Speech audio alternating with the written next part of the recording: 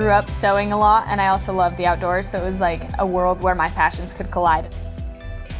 In outdoor product design and development, the program gives us a leading edge, especially towards the outdoor specific market. A lot of companies train people for the fashion world. This one is more specific with higher technical fabrics, difficult construction. It's the best outdoor program in the nation, also the first. You get the labs that we get to use, sewing machines. We just recently got lasers. You can laser cut, you can 3D pattern, render. We have 3D printers so we can rapid prototype. Whatever you can dream, you can build in this program. My first internship through the OPDD program was with Climb, snowmobile and motorcycle brand centered in Rigby, Idaho.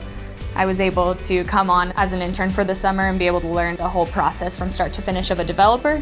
From there, I was able to apply at Backcountry and get the full-time position as a beginning technical designer. At Backcountry, I'm a liaison from design to landed product in the warehouse. I manage fit, function, and quality of the construction of the clothing. Utah State's opened so many doors. I've made a ton of friends here, and I love how close we are to the outdoors.